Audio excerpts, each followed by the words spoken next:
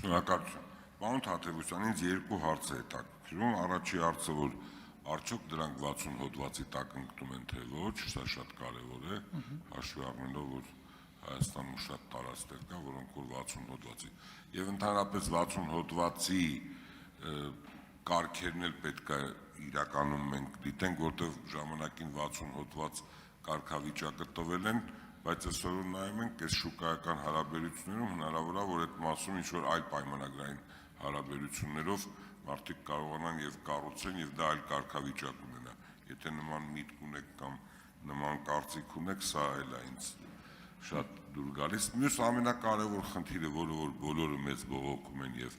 ամեն օր մենք առնչվում ենք այդ խնդրի հետ, այդ զոնայավորումն է, zoning, այդպես միջազգային տերմին կա, որ այս կամ այն հատվածում որ մարդուց կախված չի, հիմա գնում դիմում ես,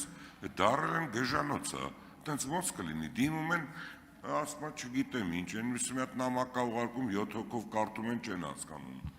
Այս մասով մի հատ ինչ են կանելու, երբ ենք մենք zoning ունենալու, որ անձից կախված չլինի, այդ դուք շղթային իմաստն եք, շնորհակալություն, ասեք հետո ես կասեմ։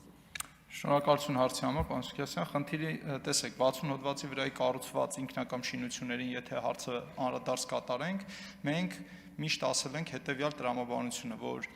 ինքնակամը ենթակա է հաշվառման, անկախ այն հանգամանքից, թե ինքը որտեղ է գտնվում 60-ի, թե ոչ 60-ի հողի վրա։ Միևնույն ժամանակ ասել ենք, որ դա չի նշանակում հաշվառում, դեռևս չի նշանակում սեփականության իրավունքի ձեռքբերում։ Այսինքն մեր գերխնդիրն է այսօր հաշվառել են բոլոր ինքնակամ կառույցները, որոնք որ հանրապետությունում առկա են, բայց օրինականացման հարցը այնուամենայնիվ թողնվում է համայնքին եւ համայնքի ղեկավարները եւ ավականները հետագայում որոշումներ կկայացնեն որևէ օբյեկտի օրինականացման կամ օրինականացման դիմումը մերժելու վերաբերյալ, այսինքն այստեղ խնդիրը կարգավորվում է այդ լոգիկայով, այդ տրամաբանությամբ։ Եվ 60 հոդվածի հողերի վրա սեփականության իրավունքով չի թույլատրվում փոխանցել, բայց այնուամենայնիվ թույլատրվում է կառուցապատման իրավունքով տալ, որը եւս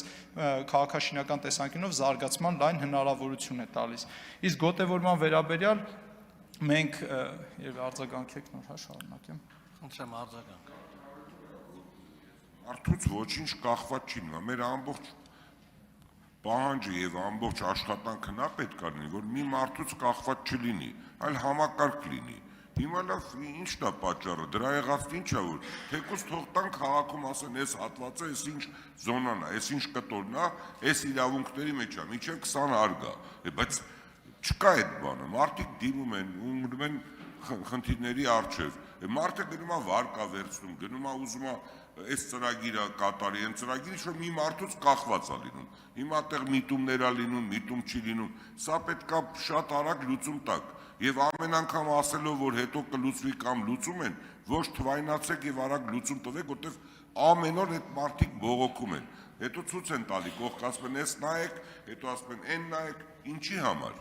ինչ մի խումբ մարդկանց, որ ճարտարապետ են կոչվում կամ այդ ինչ որոշումներ են կայացում, մենք էլ տեսնում ենք, ամբողջ աշխարհում անեկած, տեսած, համեմատած մարդիկ ենք, տեսնում ենք, թե ինչով են զբաղվում ու ինչ կարգի անհասկանալի որոշումներ ա լինում։ Շնորհակալություն, հիմա ասեք ձեր կարծիքը։ Շնորհակալություն,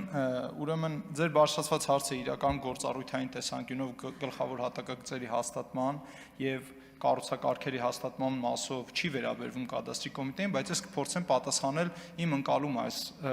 հարցի վերաբերյալ։ Խնդիրը հետևյալն է, մենք այժմ ներենք դնում ազգային գեոպորտալը եւ ձեր նշած զարգացած պետություններում, որտեղ որ յուրաքանչյուր ոք ունի հնարավորություն մտնել եւ տեսնել յուրաքանչյուր հողի վրա հնարավոր կառուցապատման թույլտվությունները, այսինքն կամ սահմանափակումները, ոչ թե թույլտվությունները, դրանք մեծամասամբ ինտեգրվում են ազգային տարածական տվյալների ենթակառուցվածքին եւ հետո դառնում են հասանելի ընդհանուր հանրությանը։ Կադաստրի կոմիտեն ներ է դրել ազգային գեոպորտալը եւ ներկա դրությամբ նոր գեոպորտալի մշակման գործընթացն է ընթացքի մեջ եւ սա 26 թվականի սկզբին նոր գեոպորտալը գործարկվի եւ քաղաքաշինության կոմիտեի հետ ակտիվ աշխատանքներ են տարվում արդեն իսկ պիլոտային Տավուշի մարզի բնակավայրերի գլխավոր հատակագծերը ինտեգրելու գեոպորտալին եւ հետագայում արդեն կառուցակարգերի մեջ փոփոխություններ առաջարկելու եւ հուսով ենք, որ այս ինտեգրացիայի արդյունքում ձեր բարձրացված հարցը եւս լուծման հնարավորություն կստանա։ Արման Ղազարյան, Ժամկետ ես չեմ կարող ասել, որովհետև գեոպորտալը մենք հունվար 26-ի միջև մարտ կներդնենք, բայց ինտեգրացիոն գործողությունները դուրս են մեր կարգավորման տիրույթից։